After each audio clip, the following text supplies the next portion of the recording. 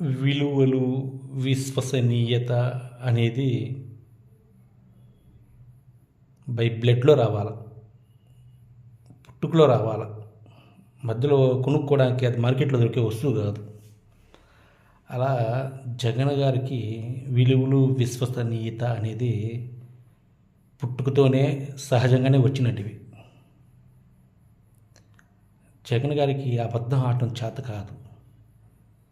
కాబట్టే అసలు 2000 ఇప్పుడు ఇది కదా మొన్న 24లో ఎలక్షన్లు జరిగినాయి కదా! 2024లో కూడా జగన్మోహన్ గారే రావాలి యాక్చువల్లీ. జనాల్లో ఉండే ఇంటెన్షన్ ఏంటంటే జగనే గెలిచాడని అనుకుంటున్నారు ఇప్పటికి.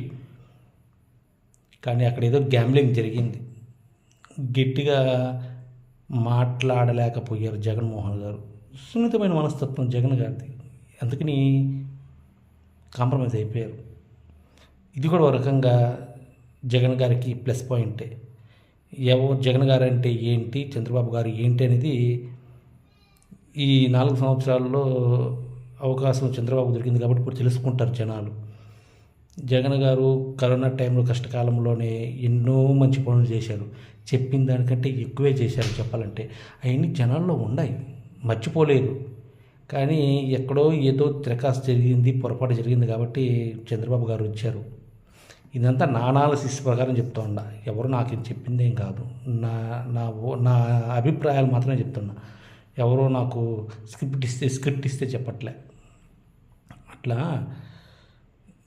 జగన్ గారే సీఎం అని మా మనసుల్లో అంతా ఉంది. కానీ టైం బాగా చేసిన మంచి చూస్తే జనాలు చెప్పుకోలేకపోయినారు. జగన్ గారు చేసిన మంచి పనులు చెప్పుకోలేకపోయారు. జగన్ గారు ఏమనుకున్నారంటే మనం చేసిన మంచి పనులన్నీ జనాల గుండెల్లో ఉన్నాయి, మనం పబ్లిక్లోకి పోకపోయినా పర్వాలేదులే, వాళ్ళు మనల్ని గెలిపిస్తారని కొద్దిగా ఓవర్ కాన్ఫిడెన్స్తో ఉన్నారు.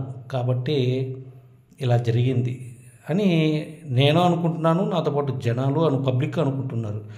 జగన్ గారు కొద్దిగా కేర్లెస్గా లేకుండా అలర్ట్ అయి ఉంటే ఇప్పుడు కూడా అసలు జగన్ గారే ఉండేవారు. ఏం చేద్దాం, కానీ ఏం జరిగిన అంతా మన మంచికే. కాబట్టి జగన్ గారు సంయమనం పాటిస్తూ శాంతంగా ఉండారు. అందరూ జగన్మోహన్ గారి లాగా శాంతంగా ఉండడం చూసి నేర్చుకోండి.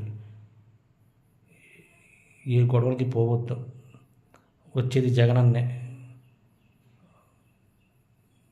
కాబట్టి అందరూ సంయమనం పాటించండి. 29లో చూసుకుందాం ఏదైనా ఉంటే. జై జగనన్న.